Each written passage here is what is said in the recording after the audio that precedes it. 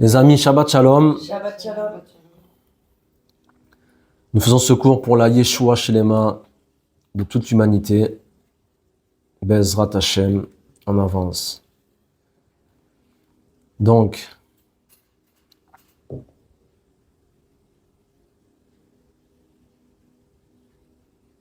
alors j'ai pris quelques questions qui me trottent dans la tête depuis quelque temps, des personnes qui nous ont envoyé des questions auxquelles je n'ai toujours pas répondu et auxquelles je ne sais pas si d'ailleurs je pourrais y répondre un jour. Ce sont des questions très profondes, très complexes.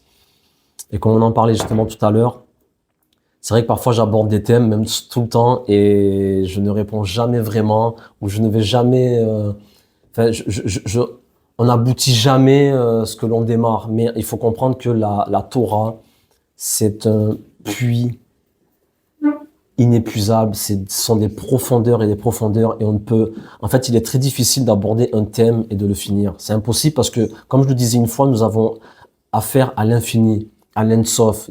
L'Éternel est infini. Donc, quand on aborde ces sujets, on aborde des notions, mais répondre avec précision et sous tous les aspects, c'est quasiment impossible. Et comme je le dis aussi souvent, mon travail à moi n'est pas tellement de répondre à des questions, mais plutôt de soulever des problématiques, soulever des questions et vous amener, vous, à vous interroger. Et voilà, là, c'est un peu ce qu'on va appeler la foire aux questions. J'espère un jour qu'on pourra aborder toutes ces questions. Donc, pourquoi certaines personnes, ça c'est des questions qu'on nous avait posées via les commentaires. Pourquoi certaines personnes ressemblent physiquement à des animaux? Non, mais c'est une grande question. C'est une grande question. Si Adam, non, mais ce sont des questions très profondes. Mais sachez une chose, la Torah répond. Nous avons les réponses à ces questions. Non pas moi personnellement, mais avec l'héritage que nous avons reçu, avec la tradition, avec les enseignements des maîtres, nous avons les réponses à ces questions. Pourquoi certaines personnes ressemblent physiquement à des animaux? Si Adam est un code, ce dont on parlait il y a 15 jours, si Adam est un code, qu'en est-il du jardin d'Éden, dans lequel donc Adam a été créé, ou dans lequel il a été placé plutôt? Qu'en est-il de ce jardin? Ensuite, si Adam est un code, qu'en est-il des autres? Parce que je disais, il y a Adam et il y a les autres. Mais les autres, c'est qui, c'est quoi? Et puis, qui est réellement Jésus? Qu'est-il venu faire, etc., etc. Enfin, beaucoup de questions auxquelles il faudra répondre et auxquelles nous essaierons de répondre en toute humilité, doucement, avec les cours qui suivront. Et je voulais aussi envoyer nos plus cordiales salutations à un pasteur qui nous a écrit, pasteur Osé. Voilà, recevez nos plus cordiales salutations. Je n'ai pas eu encore le temps de répondre. En tout cas, on est ensemble et on avance. Une question qui nous a été posée par une sœur, Leslie, qui nous a envoyé une question très profonde. Et encore une fois, c'est pas que je fasse le tri entre des questions et d'autres, mais là, ce sont des questions qu'on nous pose chaque fois qui sont vraiment en rapport avec ce que j'allais aborder, avec les thèmes que nous évoquons. C'est pourquoi je vais vous lire la question de cette sœur et nous allons tenter d'y répondre avec l'aide de Dieu. Donc, soyez attentifs, la question, elle est vraiment profonde et le sujet nous allons essayer en tout cas de répondre à ce sujet très complexe concernant Adam. Qui est Adam? Parce que je comprends que ça puisse choquer. Ça puisse choquer quand on dit qu'il y a Adam et qu'il y a les autres et que Adam n'est pas un homme, qu'Adam est un code. Donc, qui est Ève? Qu'est-ce que le jardin d'Éden? Qu'est-ce que la création? Qu'est-ce que le monde? Qui sommes-nous? Que sommes venus faire ici? Et c'est très complexe. Et c'est vrai que les gens parfois sont habitués à... On est tous pareils, il y a les hommes, les êtres humains, aimez-vous les uns les autres et puis tout va bien et c'est bien plus compliqué. Donc la question de Leslie. Je voulais revenir sur un point que vous avez évoqué lors de votre vidéo, quand vous avez parlé des personnes étant de race adamique et les autres. J'aime tellement évangéliser et j'ai tellement cet attrait pour soulever des consciences en parlant du Seigneur et de son œuvre pour nous à la croix. Mais en ayant cette vérité, en connaissant ces choses cachées de la parole de Dieu, comment évangéliser efficacement après cela? Pourquoi moi j'ai accès à ces connaissances et d'autres non? Qui suis-je réellement? J'ai l'impression que toute mon identité est remise en cause. Je sais que tout ce que vous dites est vérité. Je crois aussi que Dieu est tellement complexe qu'il nous est impossible de connaître tous ces mystères. Je ressens tout le temps ce besoin de connaître toutes ces choses cachées du monde. À propos de Dieu, je suis attiré par cela et j'ai aussi l'impression de ne pas être comme les autres, d'être trop mystique, de vouloir chercher trop loin, mais je n'arrive pas à croire à quelque chose de simple. C'est pour cela que vos enseignements me soulagent et m'édifient. Pourquoi moi, j'ai accès à ces connaissances et d'autres non?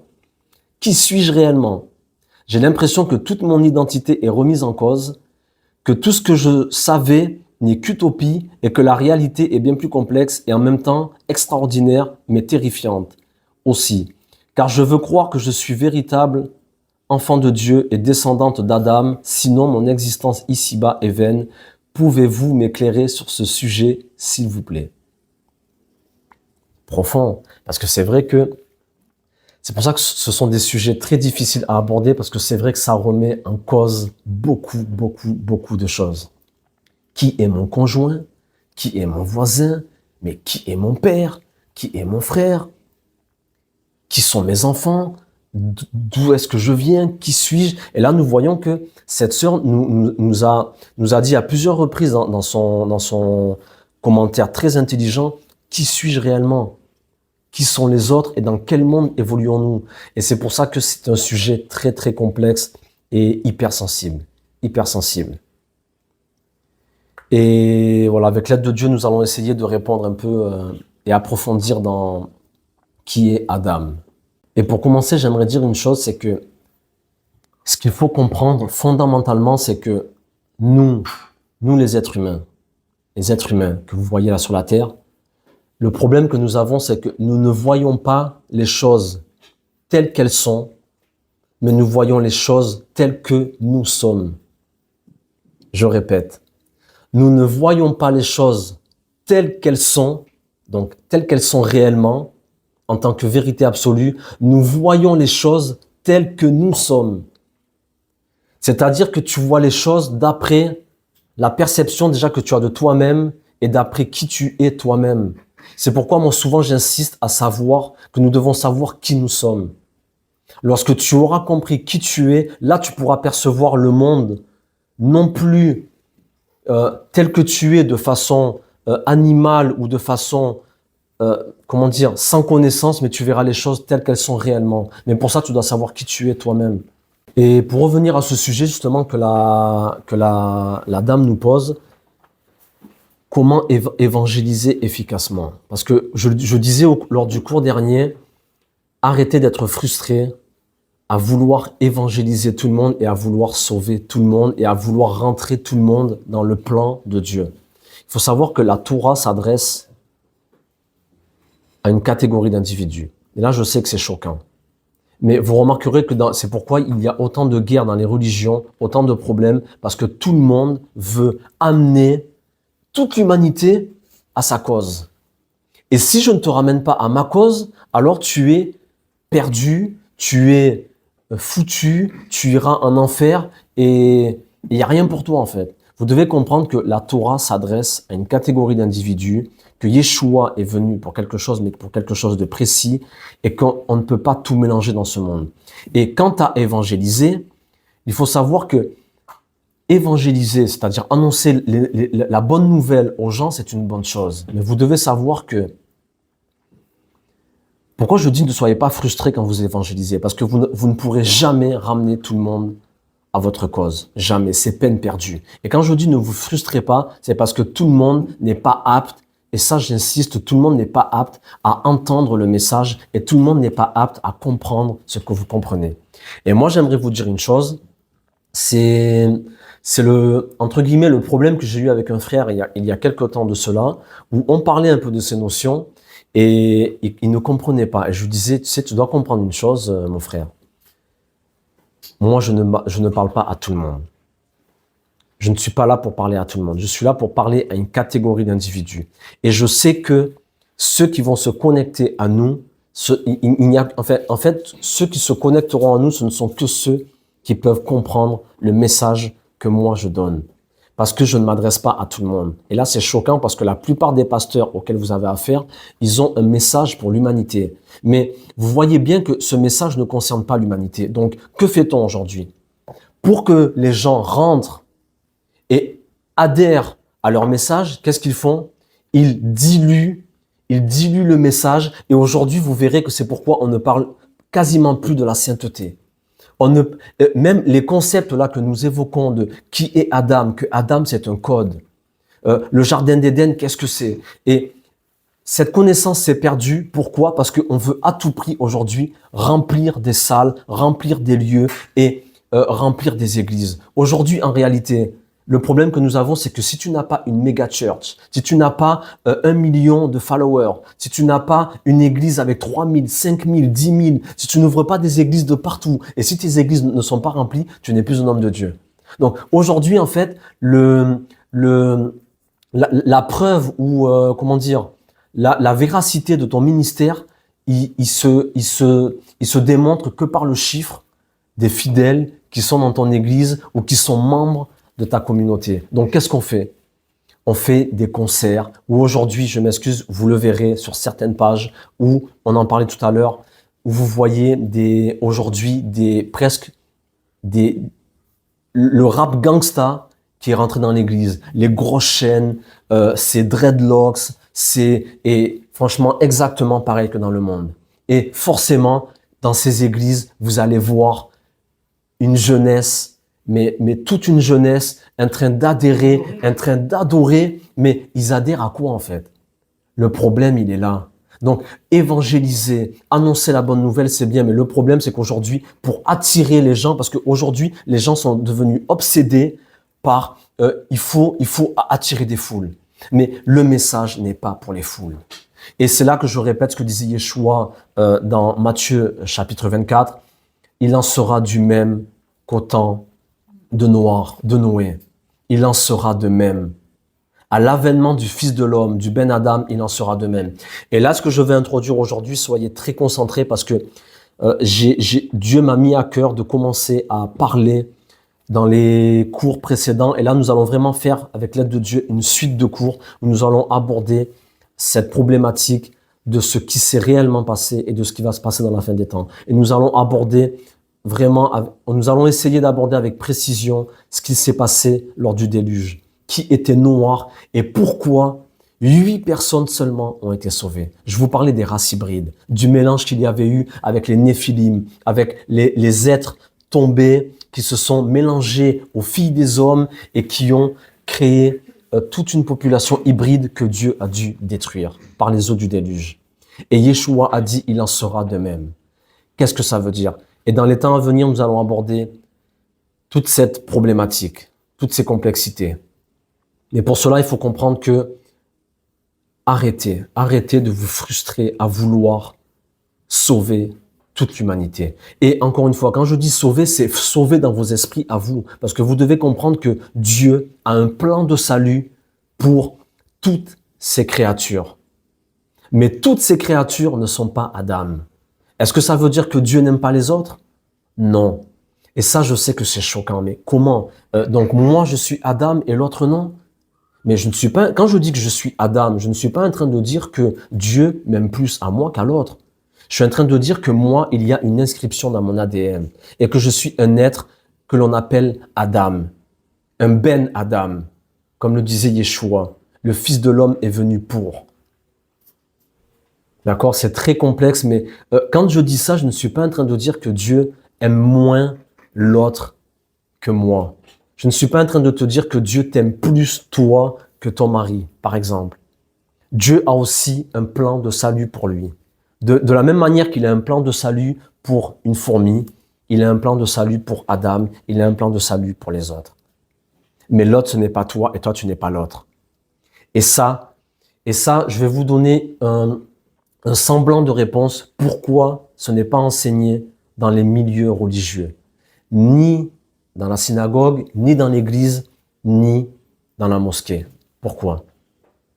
Parce que vous devez savoir que ces êtres déchus, mêlés aux filles des hommes, ces races hybrides, ils sont infiltrés à la tête de toutes nos religions, de toutes nos dénominations. Ils sont infiltrés, ils sont dedans.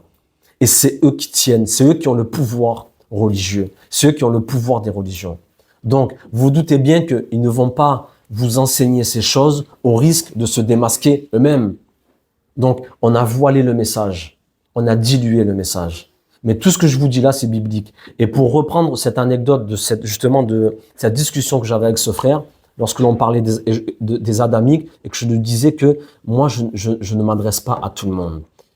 Et je commençais à rentrer dans des codes, dans des concepts. Il me disait, ah oui, mais moi les livres apocryphes, je ne touche pas. Vous savez ce que c'est les livres apocryphes? C'est les livres qui n'ont pas été canonisés par l'Église. Ce sont des livres, on va dire, extérieurs à l'Église, qui ne sont pas dans le canon biblique, ce que l'on appelle des livres apocryphes. Et dès que j'ai commencé à parler de codes, mais pour vous, ça c'est juste pour vous dire la méconnaissance qu'il y a au milieu de nous.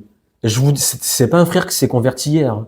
C'est des années de pratique et de christianisme et de tourner dans les églises. Et dès que j'ai commencé à parler de ces petites notions, le frère m'a tout de suite dit, ah non, mais moi je suis pas dans les apocryphes, moi c'est la Bible et juste la Bible. Et là, je l'ai regardé, j'ai dit, mes frères, moi, je ne te parle que de la Bible, en fait. Tout ce que je vous explique là, ce n'est que la Bible. Que la Bible. Je ne vous ai jamais parlé, je ne vous dis pas que j'en parlerai jamais, mais en tout cas, je ne vous ai jamais parlé des livres apocryphes.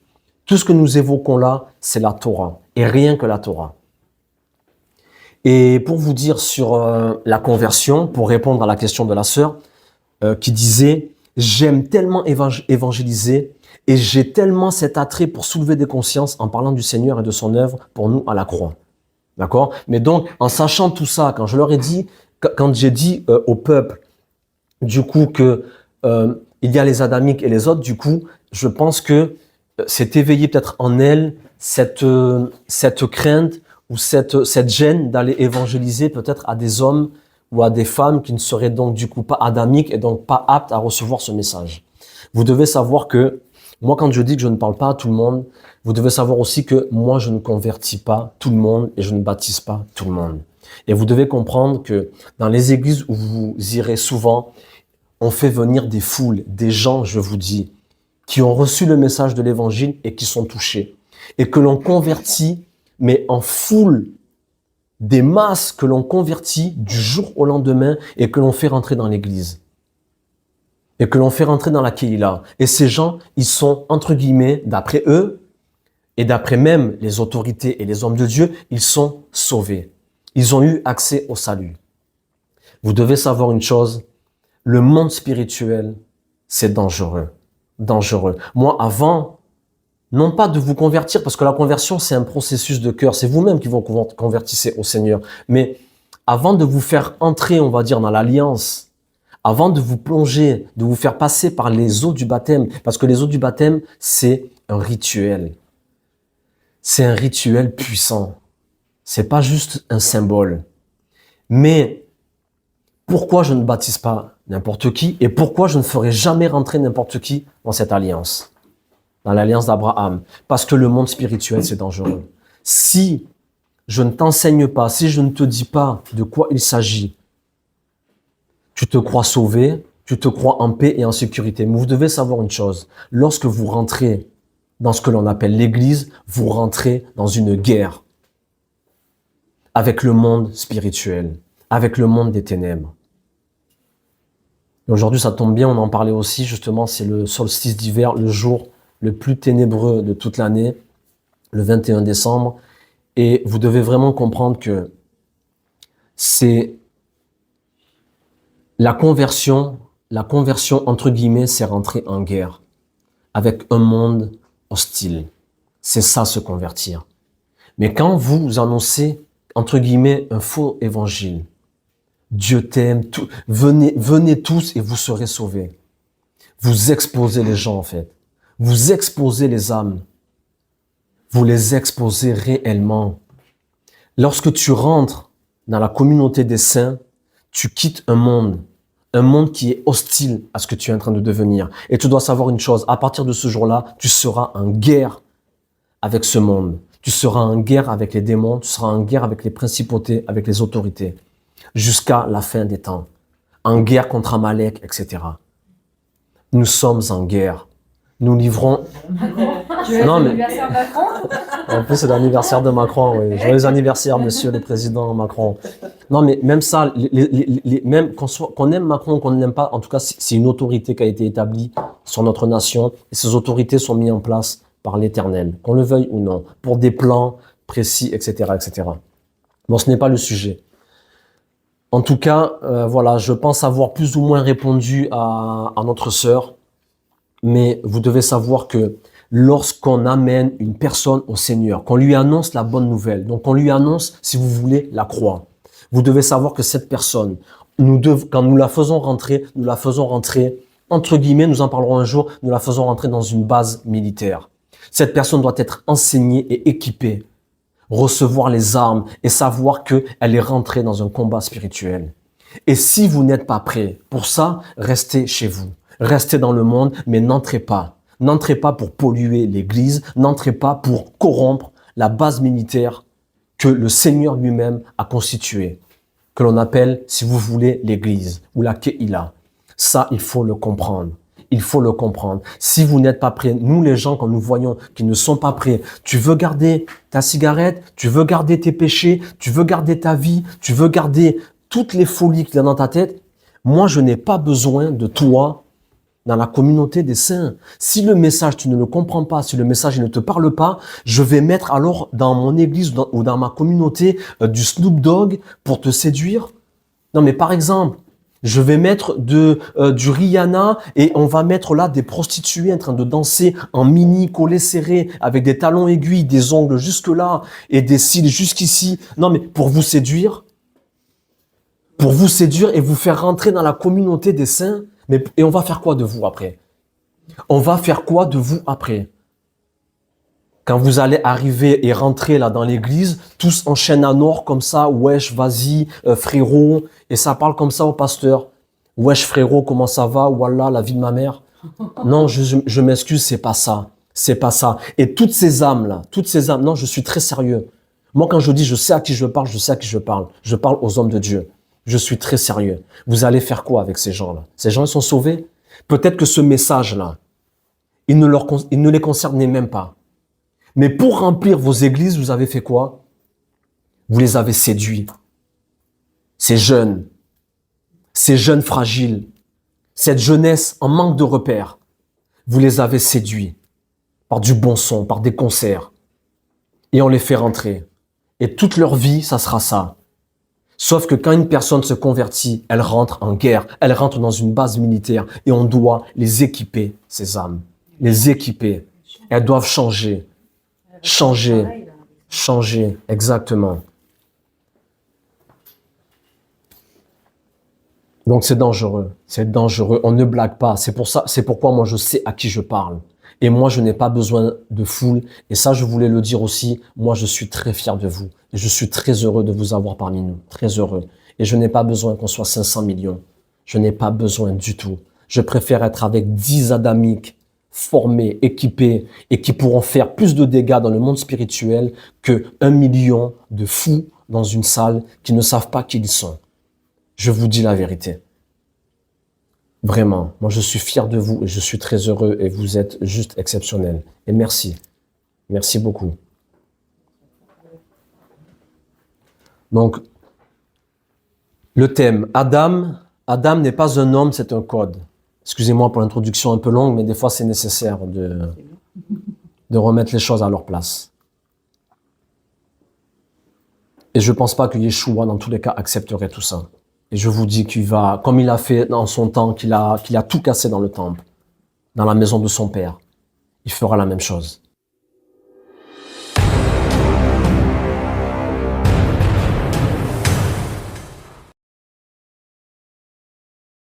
Pour revenir à cette histoire de Adam et des autres, est-ce qu'une souris est l'égale d'un éléphant? Non. Et est-ce que ça vous dérange? Vas-y, Non, j'ai dit non et oui en même temps. c'est-à-dire, Elles sont différentes, quoi, mais elles se valent.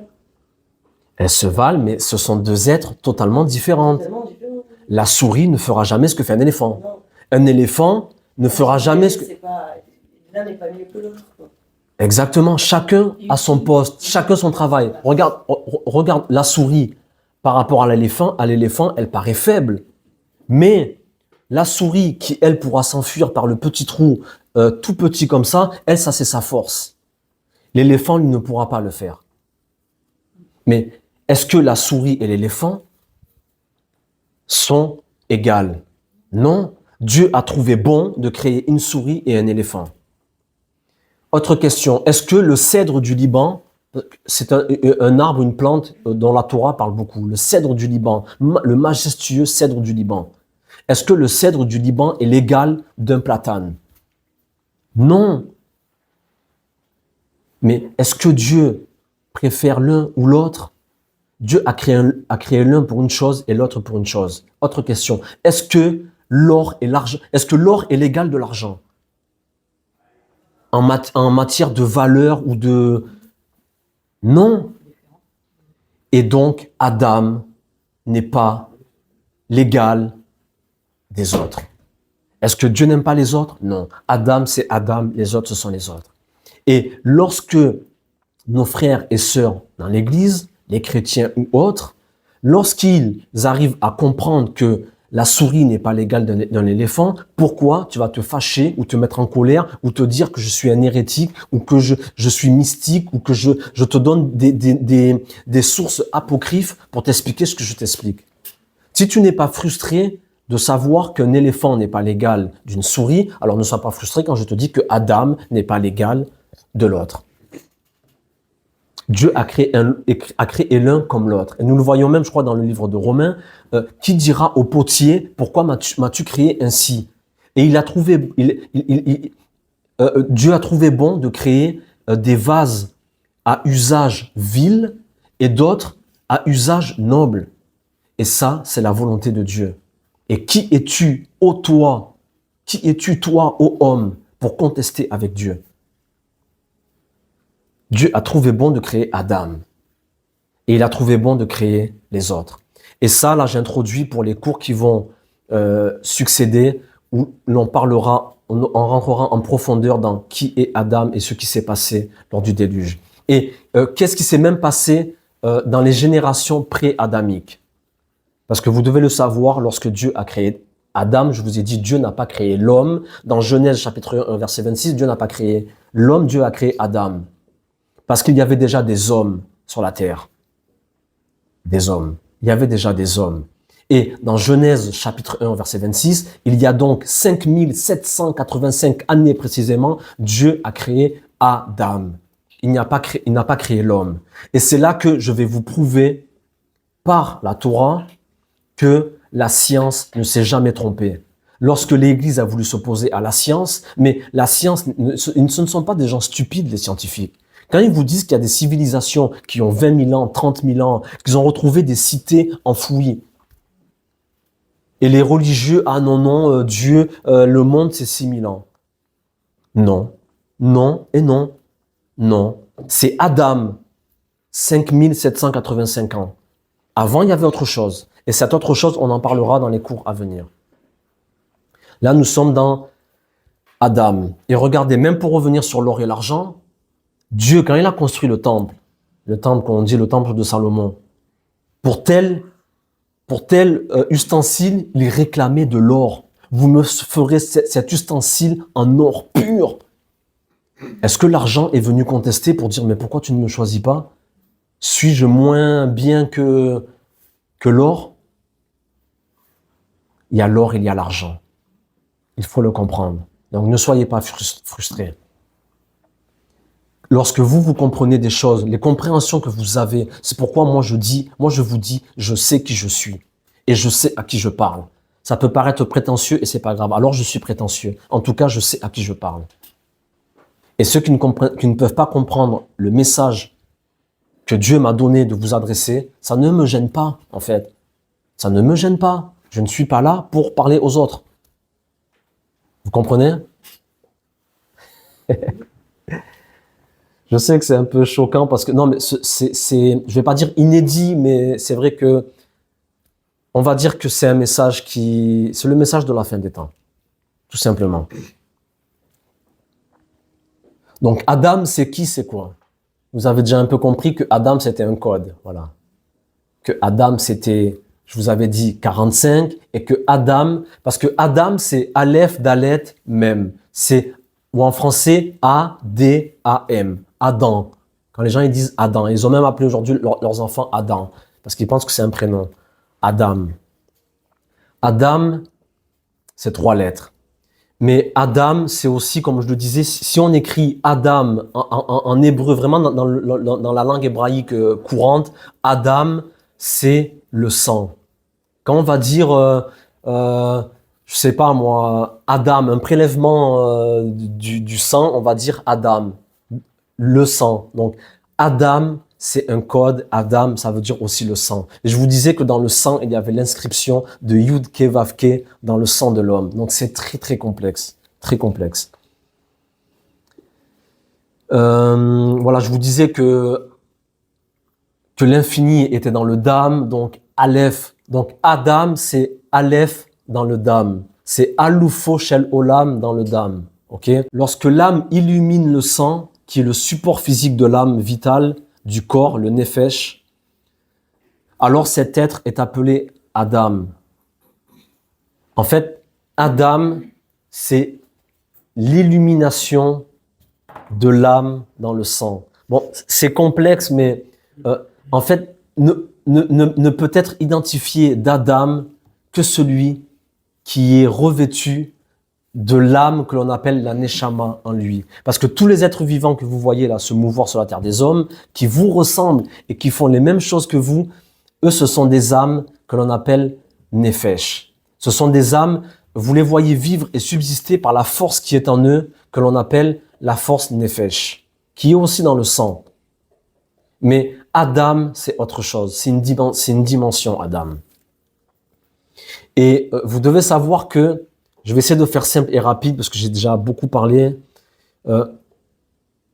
Adam. Donc, je vous disais que Adam, c'est un code. Et la personne qui me disait, oui, mais si Adam, c'est un code, qu'est-ce que le jardin d'Éden? Parce que l'Éternel, nous voyons dans Bereshit, l'Éternel a pris Adam et donc il a formé Adam et après il a pris et il a placé dans le jardin d'Éden afin qu'il le garde et qu'il le cultive.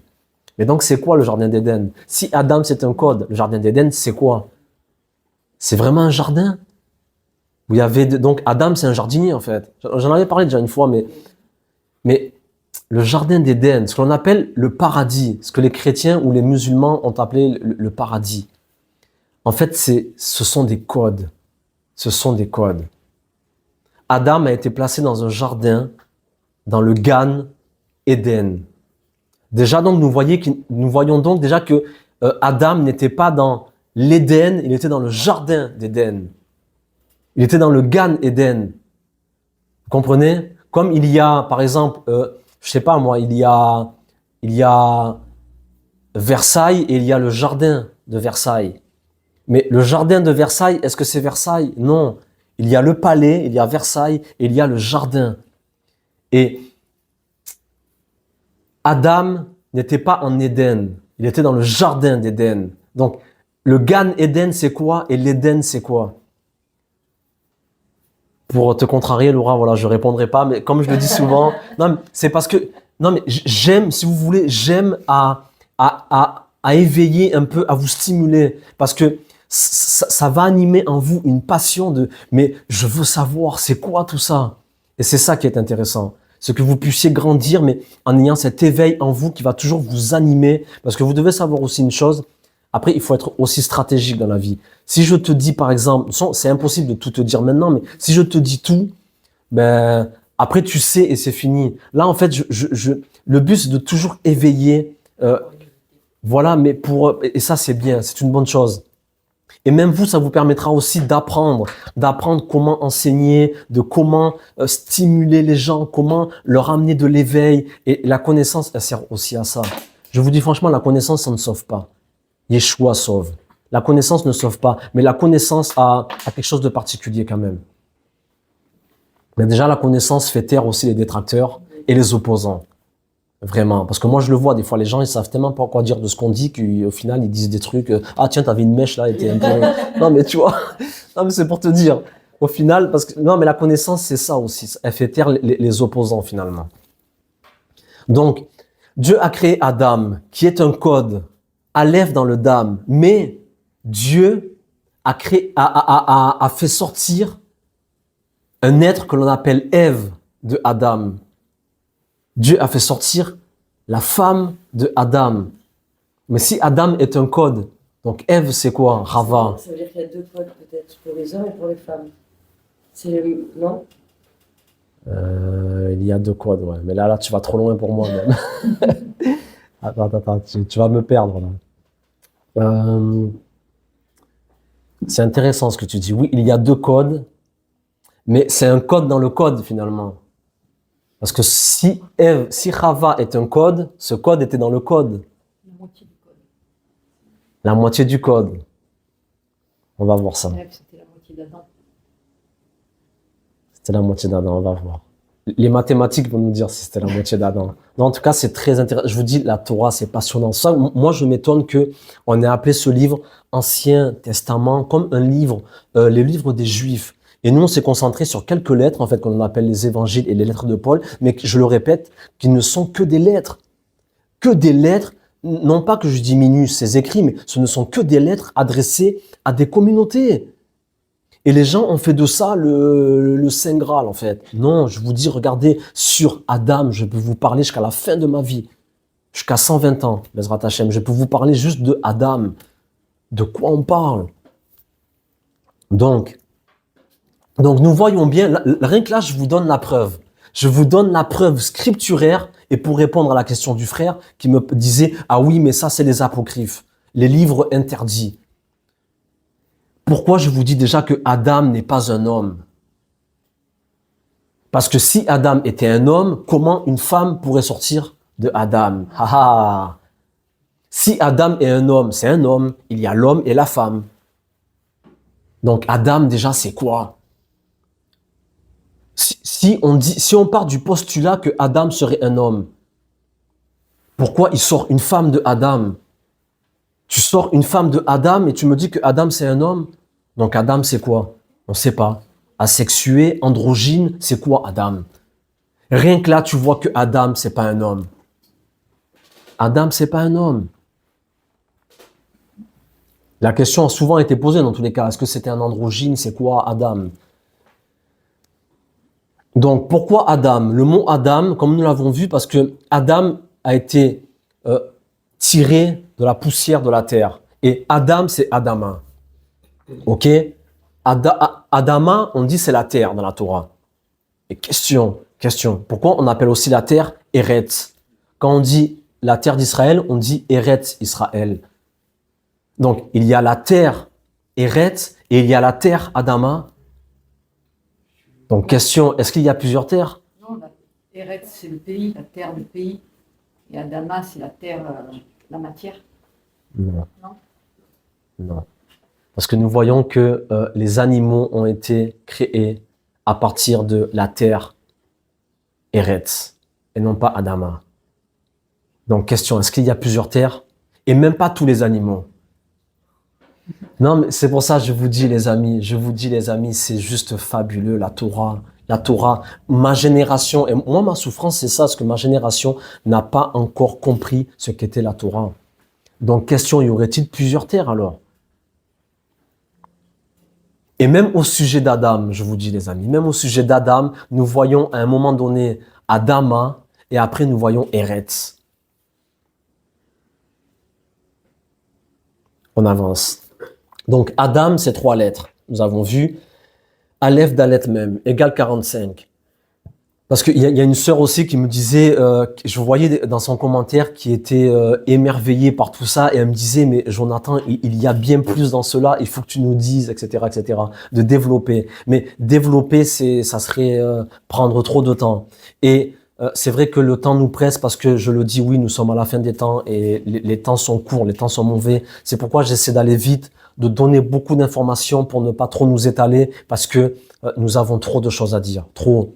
Donc, comme je disais, Adam 45, Yud Kevav Ke 45 en développé. Comme je disais, Yud et Vav E, c'est 4 lettres. D'accord? Mais ces 4 lettres, chaque lettre renferme plusieurs lettres. Comme on dit Yud, c'est une lettre, mais dans Yud, il y a Yud, Vav, Dalet. D'accord? Donc, on avance. Donc, 45, c'est quoi? Si on additionne 45, c'est 4 et 5. Je sais que c'est un peu compliqué, mais il faut que vous ayez ces notions pour comprendre. Pour comprendre c'est quoi Adam et c'est quoi la Torah. Donc, 45 additionné, c'est quoi? C'est 4 plus 5. 4 plus 5 égale 9. Donc, quand on dit Adam, quand je vous dis que Adam n'est pas un homme, mais que Adam est un code. Donc, Adam, c'est 45. Mais Adam, c'est aussi 4 plus 5 égale 9. Donc, Adam, c'est 45, mais Adam, c'est aussi 9. On avance, vous allez voir, c'est extraordinaire. Donc, Adam égale 9. Il est intéressant de remarquer que tous nos nombres, tous les nombres que nous avons, s'écrivent avec les chiffres qui vont de 0 à 9. Vous pouvez prendre toutes les mathématiques de la Terre entière, vous écrirez toujours, même un nombre incalculable, vous l'écrirez toujours avec les nombres qui vont de 0 à 9. C'est-à-dire 1, 2, 3, 4, 5, 6, 7, 8 et 9. D'accord? Quand on va à 10, on reprend le 1 et le 0. Donc, tous les nombres que vous allez calculer sur la terre des hommes, c'est de 0 à 9. Vous êtes d'accord avec moi? Maintenant, si vous prenez, regardez, c'est fabuleux. Si vous prenez la somme de tous ces chiffres qui vont de 0 à 9, donc 1, 2, 3, 4, 5, 6, 7, ben maintenant faites 1, plus 2, plus 3, plus 4, plus 5, plus 6, plus 7, plus 8, plus 9, vous arrivez à combien? 45. Donc Adam, c'est la somme de tous les chiffres. Est-ce que vous imaginez? Non mais écoutez. Adam égale 45. Écoutez bien, Adam égale 45. Dans ces 3 lettres, Aleph, Dalet, Mem, égale 45. Mais Adam, c'est 4 plus 5 égale 9.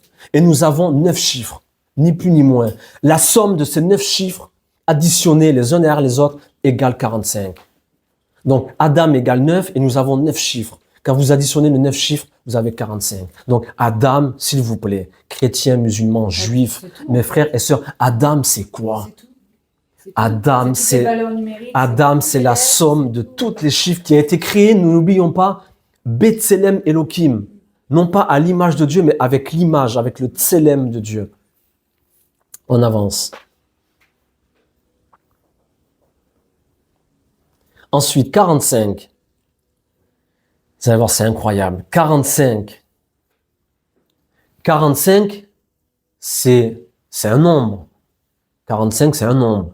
C'est 2 chiffres, le 4 et le 5. Mais quand on dit 45, c'est 40 et 5. 45. Mais vous savez que je l'avais dit une fois dans un cours Introduction au mystère de la Torah, et si la Bible était un code numérique.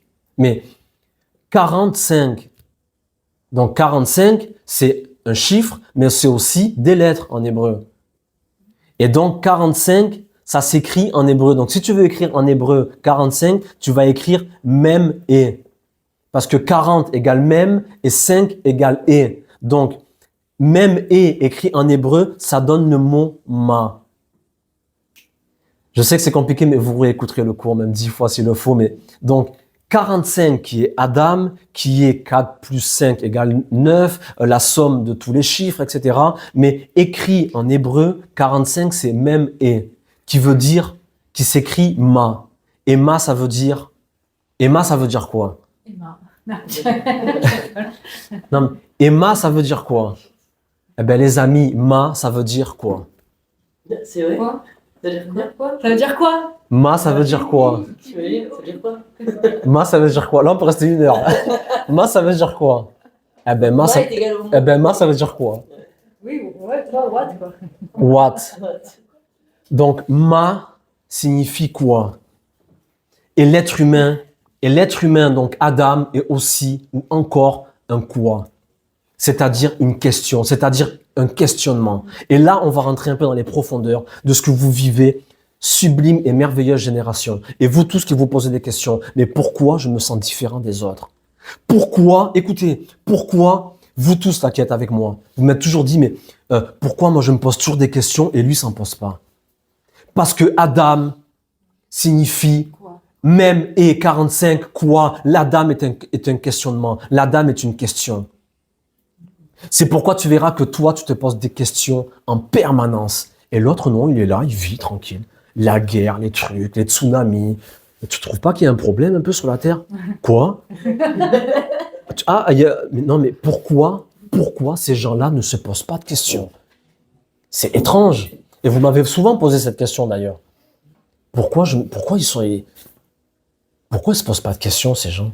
Et comme cette sœur qui nous disait, mais comment évangéliser? Et je me suis toujours senti à part et différente. Mais en même temps, je n'arrive pas à me faire à l'idée que ce soit simple parce que j'arrive à comprendre que oui, que tout ce que vous dites est vérité parce que je sens en réalité que notre monde, c'est bien plus complexe que ce qu'il laisse paraître. Et toi, je peux te dire, ma sœur, que tu es Adam. Tu es Adam.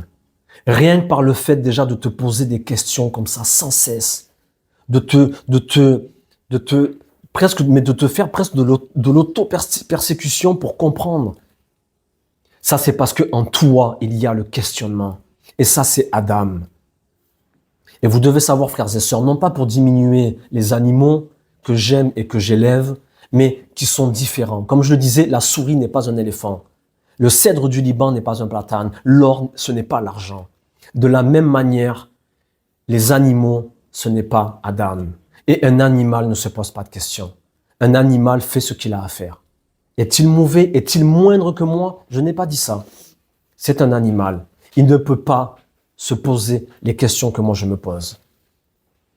Et c'est pourquoi je vous dis, ne soyez pas frustrés, les amis, lorsque vous voyez des gens sur la terre des vivants, ne pas avoir le ma en eux, en eux. Le même et le ma égale 45. On avance. Donc, comme je le dis souvent aussi, quand je le dis, on ne fige pas. Pourquoi on ne fige pas? Parce que le fait de figer aussi, le fait de figer, ça t'empêche le questionnement en fait. Ça y est, tu fermes, tu figes. C'est pourquoi je vous dis, nous ici, on ne fige pas. Même quand je vous donne un semblant de révélation, je n'ai pas la prétention de vous dire, c'est comme ça, Dieu m'a dit. Non, arrêtez avec ça. Bon, si Dieu m'a dit, mais dans tous les cas, on ne fige pas. Parce que Dieu m'a dit ça aujourd'hui. Mais peut-être qu'il me dira autre chose sur le même sujet demain. Parce que demain, ce n'est pas aujourd'hui. Et aujourd'hui, ce n'est pas demain. Vous comprenez? Et le fait même de ne pas figer, ça nous permet de rester toujours en questionnement. Et vous remarquez le travail que je fais avec vous, de ne jamais vous donner de réponse finalement. Parce que je vous garde dans un questionnement permanent. Mais non pas que je vous garde pour vous maintenir dans le questionnement, mais parce que c'est ce que vous êtes. C'est ce que vous êtes, ça c'est en vous. Ne persécutez pas les gens qui ne se posent pas de questions finalement. Ne les persécutez pas parce qu'ils n'ont pas la question en eux. Non mais vous voyez, c'est des gens, ils se demandent même pas, mais rien en fait. Rien. Tu te dis même, c'est choquant des fois, il n'y a rien. Là, ils vivent au jour le jour. Tu te dis, mais pourquoi tu es là, mais pourquoi tu sais pas, mais quand même là, regarde. Ils sont là Oh comme non. des animaux, ils se laissent vivre. Non, mais vous savez combien de fois j'ai parlé à des gens et je leur dis, mais attends, mais quand même.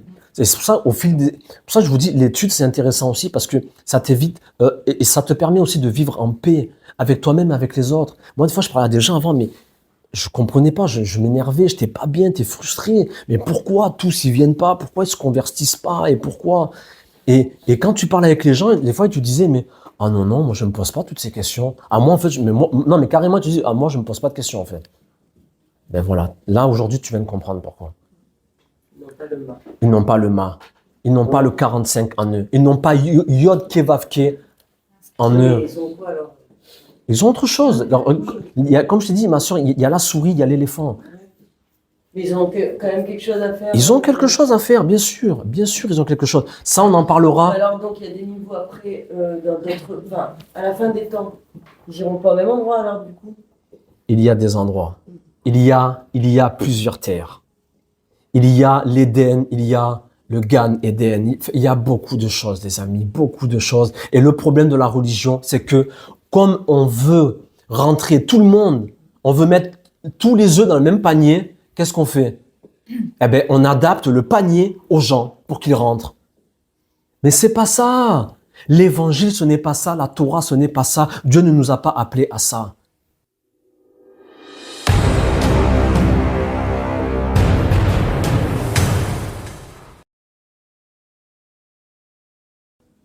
Un petit secret, on va avancer un peu, les secrets. Rava, Ève, est sortie de Adam. Adam, c'est un code. Adam, c'est 45. OK? Et Rava est sortie de Adam.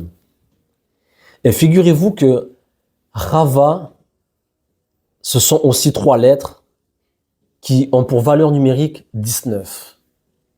19, vous allez voir, c'est juste exceptionnel. Rava, c'est 19. Ève, on dit Adam et Ève. Adam ve Rava. Adam et Rava. Donc Adam 45, Rava 19. Et la somme des deux, Adam ve Rava égale 70. Et 70, c'est la valeur numérique de ce que l'on appelle en hébreu le sod. Le sod, le secret. Bravo. Le secret. Quand on dit en hébreu le secret, c'est 70. Et vous devez savoir que dans le monde, il y a 70 nations. Les 70 nations. Mais c'est pas, ce sont des codes. C'est pas quand vous, parce que ne commencez pas à compter, il s'est trompé, il n'y a pas 70 nations. Dans le monde, il y a 70 nations. Avec après bon, j'ai pas le mot, avec leur extension, on va dire. En tout cas, donc, rien que ça pour vous dire que Adam, Vechava égale 70. Donc, quand Dieu a créé Adam, et puis après qu'il a créé Chava, il a créé non pas l'homme et la femme, il a créé le secret. Il a créé un secret. Adam ve Chava égale 70. 70, c'est le sod, c'est le secret. Mais il a aussi créé, en réalité, les 70 nations qui émanent d'Adam. Les 70 nations. Et si vous allez compter dans le monde, oui, il y a plus que 70 nations. Donc, quelles sont ces autres nations? C'est très complexe, c'est très profond, mais c'est juste extraordinaire. Et petit à petit, je vous dis que nous rentrerons, vous aurez une compréhension, enfin, nous aurons, parce que moi-même, j'ai pas la compréhension, mais nous allons avancer avec l'aide de Dieu. La somme des deux, c'est 70, le secret. Et les 70 nations dont ils sont, eux, les géniteurs, on va dire la source. D'accord? Ça va? Donc, le secret se trouve dans Adam.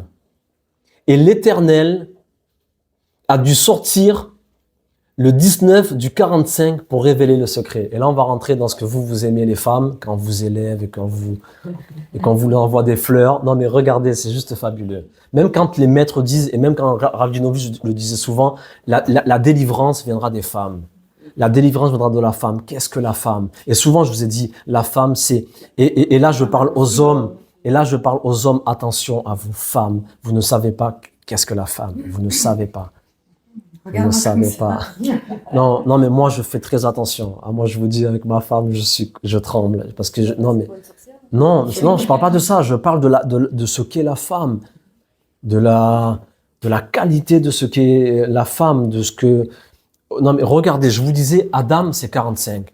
Mais Dieu a vu qu'il n'était pas bon que l'homme soit seul. Là, j'introduis pour les cours à venir, parce que nous allons étudier après tout ce qui s'est passé, le déluge et tout ça. Nous allons étudier tout ça, la faute d'Adam et tout, vous allez voir.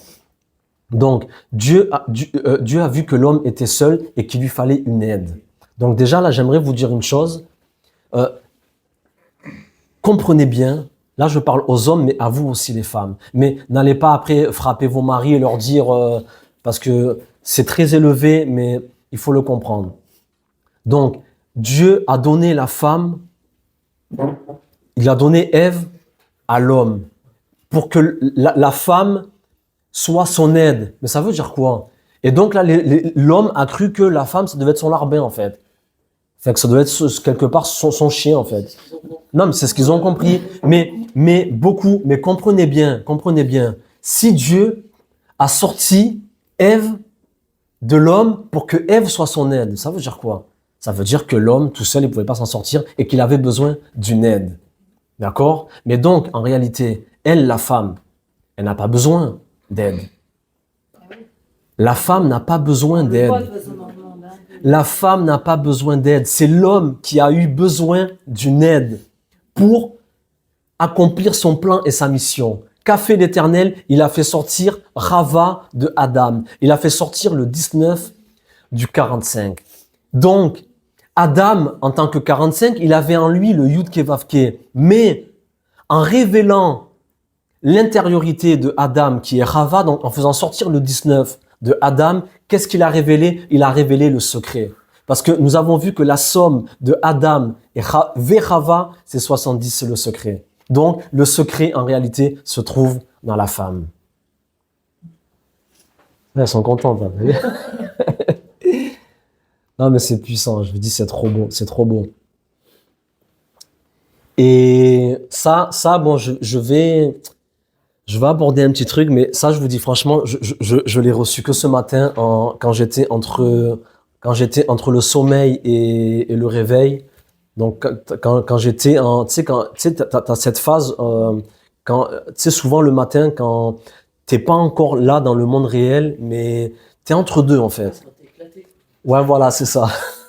En d'autres termes, c'est quand t'es éclaté, ouais. Et ce matin, en fait, j'étais un peu entre ces deux mondes, et c'est là, moi, souvent que l'esprit me parle un peu, tu vois, que je reçois un peu des trucs, des fois. Et donc, je sais que j'étais encore dans le monde spirituel, mais assez présent dans le monde physique pour me faire des réflexions, en fait. Et moi, souvent, quand ça m'arrive ça, je sais qu'il faut que je me lève et que je marque parce qu'après, j'oublie. Et donc, tu vois, parce que j'avais tous ces trucs dans mon esprit, tous ces codes, des notions que j'ai déjà étudiées. Et en fait, ce matin, j'étais en train de, justement, entre les deux mondes, et tu vois, je sentais que mon esprit, il cherchait quelque chose, en fait, tu vois. Et donc, du coup, voilà, comme je disais, le secret, c'est la femme, 19. Et regardez ce que l'esprit me révélait ce matin. Donc, 19. 19, c'est aussi 1 plus 9. Le début, la fin. Attends, non, mais 19, non, mais c'est le premier chiffre, non, mais c'est le premier chiffre, et le dernier chiffre, c'est 19, c'est Rava. Et 19, c'est aussi 1 plus 9 égale 10. Et nous savons que le 10, c'est la plénitude, c'est les 10 paroles avec lesquelles Dieu a créé le monde, c'est les 10 commandements, on sait que la lettre Yud, c'est aussi la lettre de la plénitude. Le Yud, c'est valeur numérique 10. Ça, même quand tu as le Yud dans ton prénom, c'est quelque chose de très bien, parce que le Yud, ça veut dire plein de choses. C'est le I ou le Y, le J, comme Jonathan, c'est la lettre Yud. Mais donc 1 plus 9 égale 10.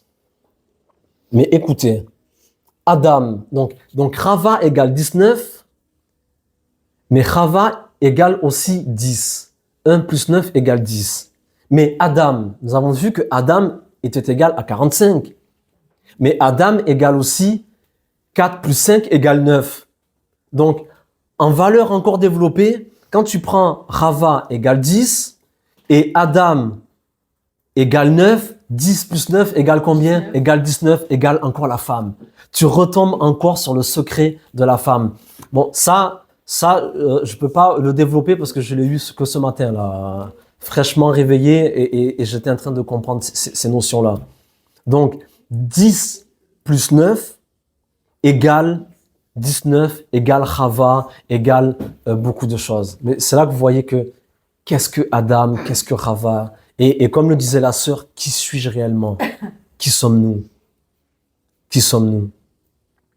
Et c'est juste extraordinaire. Et ça, j'aimerais vraiment insister pour dire à vous les femmes, ne négligez pas ce que vous êtes. Ne négligez pas votre spiritualité. Ne négligez pas et ne souillez pas le temple que vous êtes. Parce que la Bible déclare, ne savez-vous pas que vous ne vous appartenez point à vous-même, mais que vous êtes le temple de l'Esprit Saint, le temple de Dieu, que vous ne vous appartenez point à vous-même. C'est pourquoi moi je dis que on ne peut pas convertir n'importe qui, on ne peut pas ramener tout le monde, on ne peut pas faire tout et n'importe quoi, sachant que vous êtes des temples. Vous êtes des temples de Dieu, des temples saints, revêtant la lumière de Dieu, revêtant la lumière du Saint-Esprit, mais avec des profondeurs et des notions. Je vous avais déjà expliqué que la femme est cyclique, que la femme c'est la lune, tout ce qu'il y a par rapport à la lune. Nous savons que lorsque c'est la pleine lune, il y a la montée des eaux. Et donc, les amis, la femme c'est quoi? Je vous disais Adam c'est quoi, mais pour parler un peu aussi de vous et ne pas vous négliger, la femme c'est quoi? C'est quoi Rava? Nous voyons que Rava est sorti de l'homme et que Rava Adam, c'est le secret. Ce sont des choses extraordinaires, extraordinaires. Et je vais vous dire une chose, même quand les maîtres disent que la délivrance viendra des femmes, bien entendu ce sont des codes, mais les femmes, vraiment, soyez très attentives en cette génération parce que moi je le vois de toute façon de mes propres yeux. Vous avez déjà dépassé les hommes. Et vous êtes plus... En fait, la femme, elle a la spiritualité en elle. C'est inné chez la femme. La droiture, la sainteté. Et c'est pourquoi je vous disais aussi une fois que c'est pourquoi la femme est autant attaquée dans cette génération. Et nous voyons dans le Gan Eden, le serpent n'est pas venu attaquer l'homme. Le serpent est venu attaquer la femme pour faire tomber l'homme et toute la descendance au final. Le serpent en arrache. Il est venu parler et séduire la femme pour lui raconter des balivernes, des mensonges. Le Satan, il s'attaque toujours au principe féminin, au principe lunaire. Parce que la femme a un rôle essentiel. Et surtout dans ma génération, j'insiste, surtout dans ma génération. Là, c'est vraiment un appel aux femmes. Faites très attention, très attention. Soyez animés de kedusha, de sainteté, de tzniut, d'être bien vêtus, couvertes, couvrez-vous, soyez saintes. Même quand l'apôtre Paul disait, mais femmes, couvrez-vous, non pas à cause des hommes, mais de quoi on parle? Non pas à cause même, bon, même si c'est une réalité, mais non pas à cause du regard pervers de l'homme, mais à cause des anges. À cause des anges. Qui êtes-vous? Qui êtes-vous? Et même ça, j'aimerais raconter une petite histoire. C'est une histoire connue, mais et ça, c'est pas une histoire. Ne me dites pas, oui, le salut, c'est Yeshua. Nous, on le sait. Pourquoi des fois, je parle pas de Yeshua? Parce que moi, mon travail, c'est de parler à ceux qui l'ont déjà reçu, Yeshua. Donc, je vais pas vous parler toute la journée, Jésus, Jésus, Jésus, parce que moi, je m'adresse à ceux qui ont reçu Jésus. Moi, je suis pas un évangéliste. Je l'ai déjà dit. Moi, je ne parle pas aux païens qui doivent recevoir Jésus. Moi, je parle à ceux qui ont Jésus, mais qui ne l'ont pas, en fait. D'accord? C'est à eux. Moi, c'est à vous que je parle. Donc, c'est une histoire mais, très brève, mais pour comprendre la femme. Une belle histoire. Un homme qui voulait entrer au Gan Eden et qui ne put rentrer, en fait. Puis, donc, les anges préposés ou les anges qui sont au seuil du Gan Eden, ils firent venir sa femme et lui demandèrent, « Femme, que veux-tu » Elle répondit, « Le Gan Eden » Et les anges lui répondirent, « Par quel mérite » Elle dit, « Mon mari a étudié la Torah. » Donc son mari, c'était, voilà, comme on pourrait dire, Talmid Racham, il étudiait la Torah. Ils lui dirent, donc il étudiait la Torah, ils lui dirent, les anges préposés, mais cela ne s'appelle pas apprendre. Elle dit, je l'ai envoyé au Beth Midrash, donc au centre d'études. Donc tous les jours, elle envoyait son mari étudier, elle le laissait étudier. Mais les anges, ils ont dit, cela ne s'appelle pas apprendre. Donc tu vois, tu peux des fois connaître, voir des gens, ils vont te citer les versets plus que moi. Parce que même moi, ça, j'ai pas trop la mémoire des versets, les références, Matthieu 8, 24, Genèse, chapitre 12. J'ai pas trop ça. Il y en a, ils connaissent ça, tout par cœur. Mais les anges, là, ils disent déjà d'une, cela ne s'appelle pas apprendre. Et donc, elle dit, je l'ai envoyé au centre d'études. Comment pourrais-je savoir ce qu'il y a fait? Les anges lui répondirent donc à la femme, tu as fait ce que tu avais à faire, lui répondirent-ils. Va directement au Gan Eden. Elle s'y rendit, donc la femme, mais elle s'y sentit seule. Elle leur dit, c'est ça Gan Eden? Être seul ici, c'est le Gehinam, l'enfer, le Gehinam. Amenez mon mari. Ils l'amenèrent et il s'assit à côté d'elle et, dit-il, je suis rentré dans le Gan Eden grâce au mérite de ma femme. Parce que un homme sans sa femme, bon, les maîtres ils le disent, un homme sans sa femme n'est pas un homme, mais sachez que sur la terre des vivants, là, les hommes qui sont parfois emplis d'orgueil et qui se croient supérieurs à leur femme, l'homme sans sa femme n'est rien. À tel point que l'Éternel a dû sortir Chava de Adam afin qu'elle lui serve d'aide, parce que l'homme sans sa femme ne peut rien. Et c'est pourquoi vous, parfois les femmes, même, vous allez vous suffire à vous-même. Contrairement à l'homme, qu'on le voit même, l'homme dans ses folies, il lui faut parfois même 4 femmes, 5 femmes, et enfin, c'est la folie. Et l'homme a perverti la femme aujourd'hui. Et le monde occulte pervertit la femme au plus haut niveau, où l'on a fait de la femme un jouet, un objet. Faites très attention. Les jeunes femmes, les jeunes filles. Elles se pervertissent toutes seules, non, voilà. Toutes. Elles parlent d'elles-mêmes mal, d'elles-mêmes. Ouais, mais parce qu'il y a des influences. Mais c'est vrai ce que tu dis, tu vois, elles se pervertissent elles-mêmes. Mais il y a des influences derrière. Il y a des forces qui travaillent à pervertir la femme.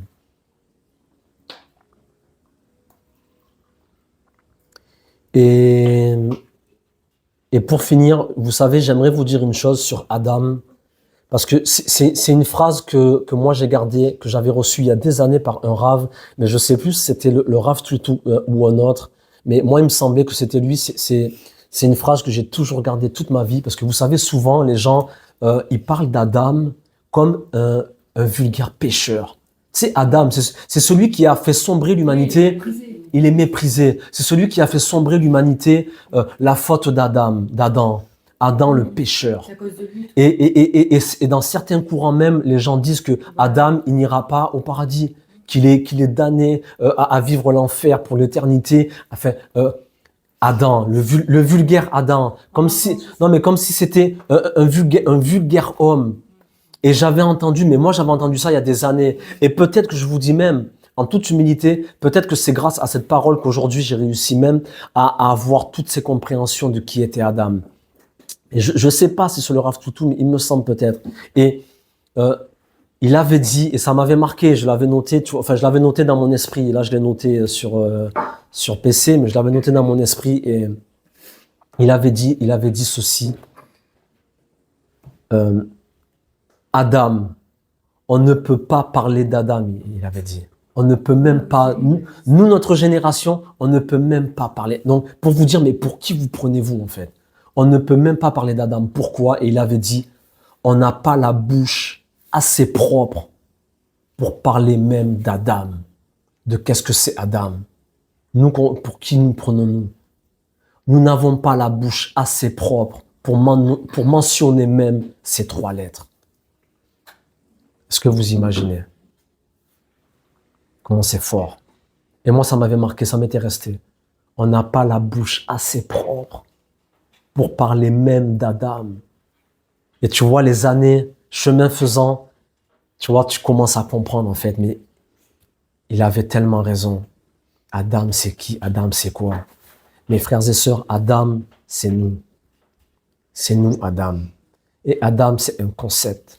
Adam, c'est un prototype. Adam, c'est un archétype. Adam, ce n'est pas un homme. Donc, respectez-vous. Faites-vous respecter. Parce que vous n'êtes pas n'importe qui. Nous ne sommes pas n'importe qui. Vous comprenez? Et pour finir, j'aimerais vous dire que pourquoi tout ce mensonge? Souvent, je le dis que ce monde, c'est Alma de Shikra, un monde de mensonges. Vous devez savoir que lorsqu'un homme faute sur la terre des vivants, lorsqu'un homme faute, l'essence de vérité se retire de lui pour ne pas être endommagé, car l'homme ne peut pas fauter tant qu'il est épris de vérité. Un homme, quand tu vois un homme fauter à longueur de journée, c'est parce que la vérité n'est pas en lui. Un homme qui est rempli de vérité, il ne peut pas fauter. Ça, c'est le Sfat Emet. Mais un homme ne peut pas fauter. Et vous devez savoir, comme il est dit dans Sota 3a, un homme ne peut fauter. Un homme ne peut fauter, écoutez bien, un homme ne peut fauter que si, et je souligne que si, un esprit de folie pénètre en lui. Un homme ne peut fauter que si un esprit de folie pénètre en lui.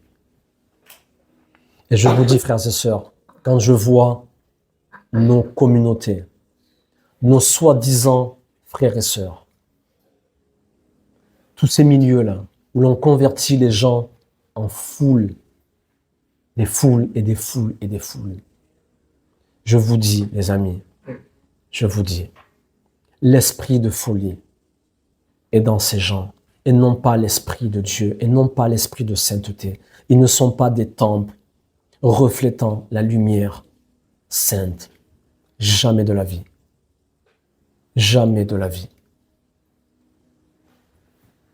Et pour finir, le principal service de l'homme est de cultiver la crainte du Saint béni soit-il, la crainte. Et je vous dis, ces gens-là ne craignent pas Dieu. Ils ne craignent pas Dieu. Donc faites attention, que le Seigneur notre Dieu vous bénisse, qu'il vous accorde la paix, le discernement, et on avance Bezrat Hashem. Et comme je vous disais, ne soyez pas frustrés, les amis. Ne soyez pas frustrés. Il y a ceux qui pourront entendre le message que vous avez à leur délivrer, parce qu'ils sont vos semblables. Ils sont vos semblables. Je sais que c'est un message choquant. Je sais que les religieux n'aiment pas ce message. Dans ce faux évangile du tout amour. Et là, je sais qu'on peut me sortir une multitude de versets. Oui, mais Jésus n'a-t-il pas dit? Vous ne savez même pas, je m'excuse. Pour ceux qui ont cette prétention, vous ne savez même pas ce que Jésus est venu faire sur la terre. Vous ne savez même pas ce que Jésus a donné comme mandat à ses apôtres, à ses disciples. Vous ne savez pas. Mais je vous dis, sur la terre des vivants, il y a vos semblables et il y a les autres. Est-ce qu'on doit mépriser, insulter, dénigrer les autres? Non. Mais quand ils n'ont pas le questionnement, quand ils n'ont pas le ma, quand ils n'ont pas la question, ne soyez pas frustrés. Ok? Shabbat Shalom. Shabbat shalom.